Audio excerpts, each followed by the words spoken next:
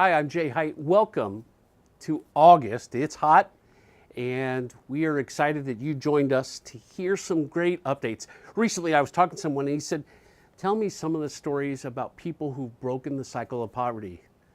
One that I'm very excited of because I've seen this young man grow up is an IMPD police officer patrolling our neighborhood. Hear that story now.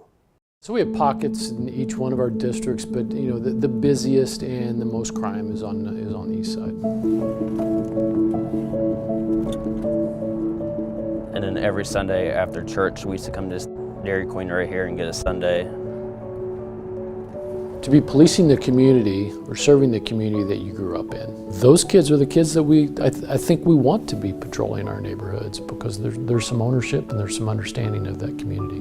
I think you gotta understand what people are coming from and how you can help them best, because it's not easy growing up over here, and a lot of people don't understand that. I would say without Pastor Jay and Shepherd, I probably wouldn't be where I'm at on the police department. If you grew up in an area and you know the schools and you know the people, you're just engaged more, and that empathy just becomes natural, right? Because this is my home. And this is my old high school, Howe High School.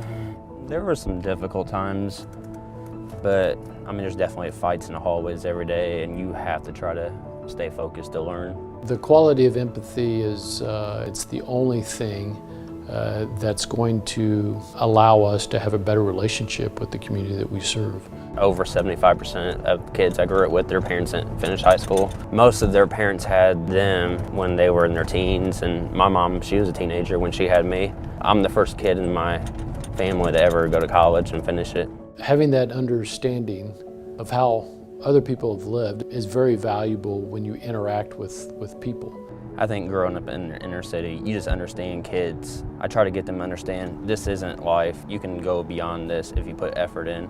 It's not easy when you don't have parents around and all that, but you just have to find a foundation like Shepherd.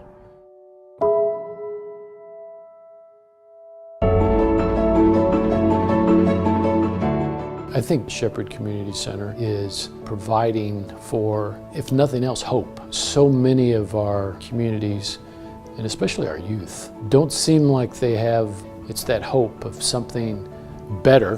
And if I do this, this, and this, I can get there. Anytime I run into someone with a bad situation, that's my first thing I tell them is go to Shepherd Community. Whatever you have problems with, they can help you. I would much rather give the community that's having trouble with violence, get their arms around that somehow in a way where those lives are much better off rather than going through the criminal justice system. There's difficult days out here for us and for the people that live over here, but it's that hope that tomorrow's better. So I try to be that good role model that Shepherd was to me. You know, it's always exciting to be reminded of these stories and to see Joe move into college and then move into the police department, get married, and recently his wife had their first child. And seeing him be a dad thrills my soul because I see how far he's come. And that's because of partnerships like you. Now, we're going to watch another video about some great partnerships where employers came in and we were able to get immunizations to kids for back to school. They were not excited about that, but their parents were. And a lot of employers made connections and free dental care. And a special day we did here with our partners.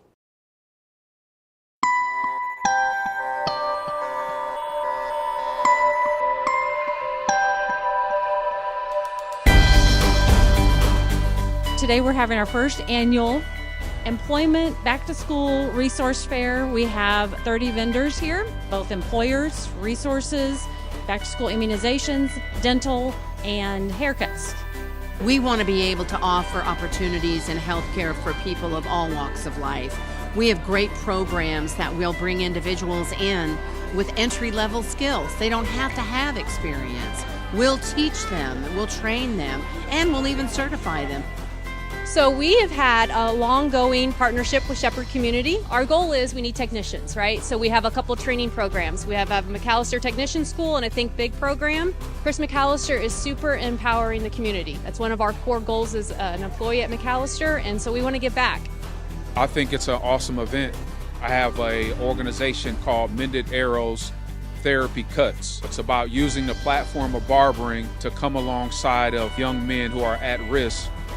So our training program is kind of a 4-day boot camp to set people up with resumes, with some general career training, and then to connect them with our network of partner employers throughout the city. So our goal is to not just teach someone how to interview or how to find a job, it's to how to get into that role and then grow within a company.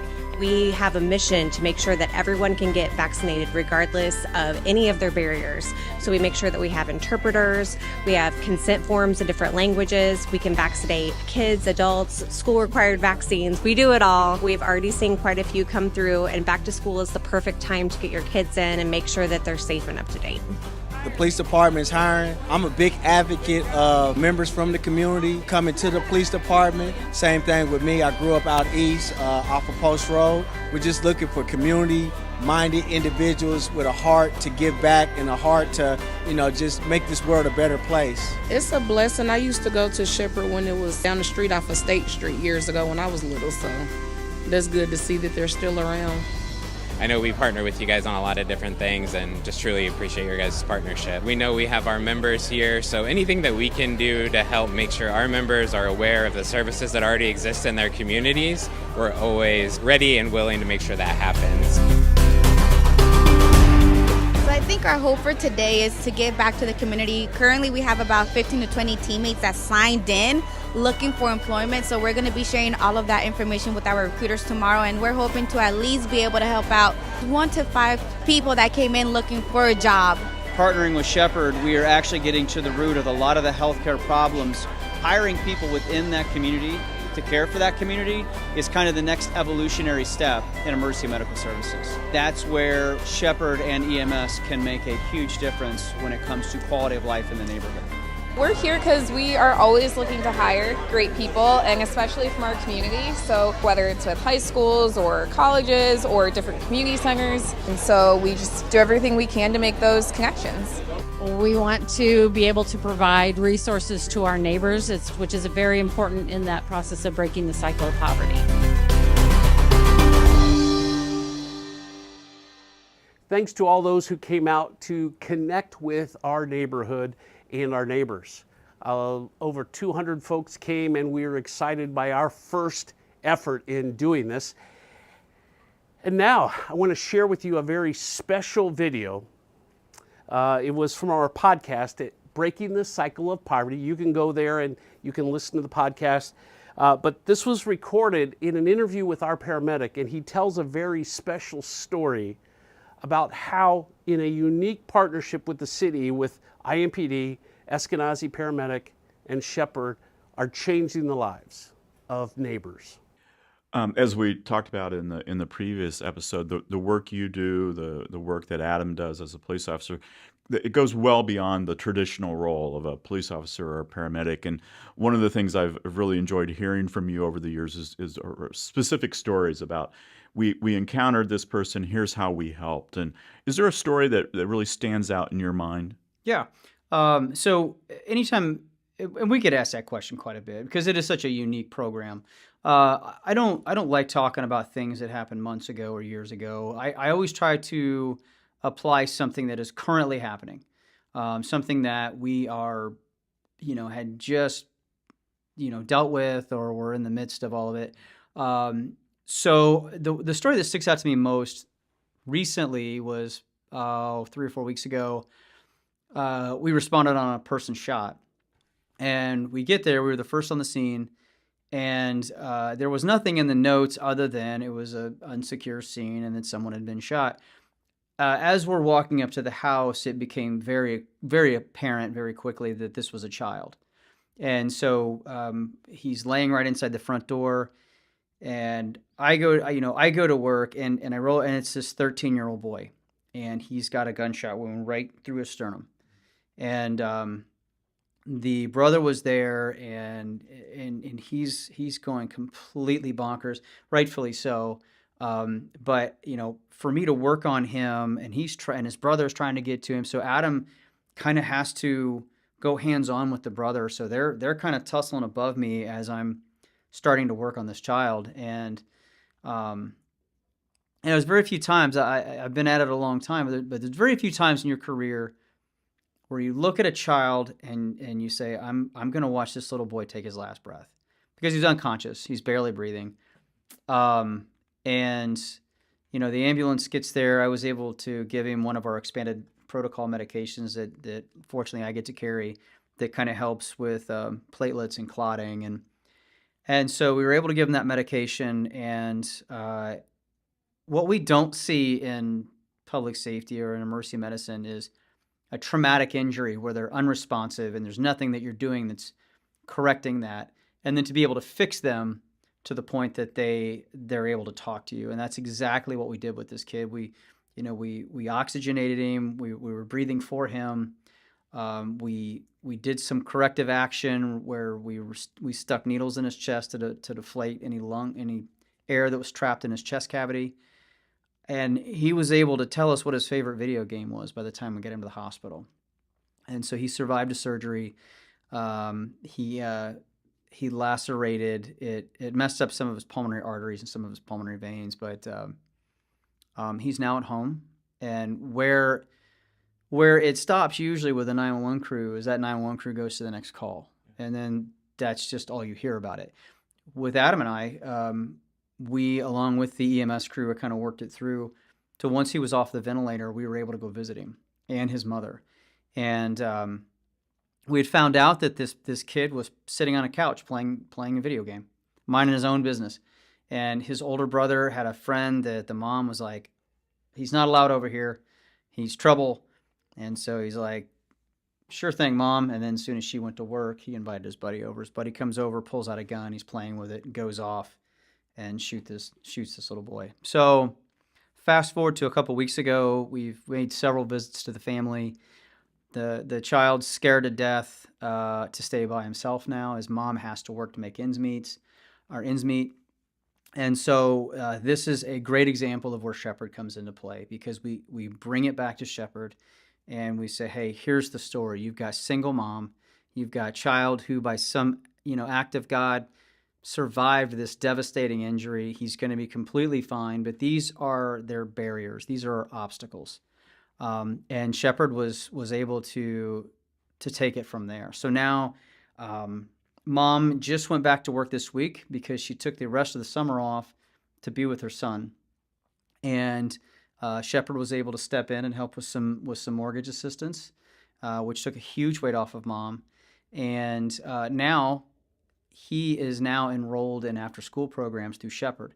So once his regular school day is over, Shepherd will go to his school, pick him up, and then bring him to after-school programs here within his own neighborhood. So Mom can continue to work. She doesn't have to worry about hustling home to get off, greet him off the bus. And he gets to be put into a community within his own neighborhood, and to be loved on, and to have some of the resources and some of the community that Shepherd provides that he otherwise wouldn't get. So that's an excellent example of some of the work we do and where that transition is, where regular public safety, EMS policing stops, and where Shalom and Shepherd picks up. Could I just want to jump in here. Mom had no resources to get rid of the blood-stained, bullet hole sofa. And so Adam and Shane and another one of our staff members went over with the truck, picked it up, put it in we had a dumpster here. They put it in the dumpster to relieve this family of a horrible reminder of what happened that day. Yeah, they'd set it out for heavy trash day, but trash day was like 2 or 3 weeks down the road. So I couldn't imagine having that reminder sitting in your front yard. So we were able to snatch it up and bring it back here. That starts that healing on that next level. Yes, what an amazing story. Thank you for sharing that. We are thankful to tell you that the student is back in school and Mom is back to work, and we were able to help support them in that transition time, and we'll continue to journey with them in their recovery, not just from the physical wounds, but also the emotional. Shepherd Community is here because of partners like you. If you want to help, we can use volunteers in our kitchen. We could use volunteers in our after-school program, reading with kids. We could use volunteers who want to come and just do repairs around here, handy those who are handy, something that I'm not, you could come and volunteer. Things that you could donate that we can always use. Paper towels, Kleenexes, and paper plates. We go through a lot of all of those. You could donate this month and help us. Thank you, and continue to pay attention to the tremendous stories that you'll be hearing here at Shepherd Community.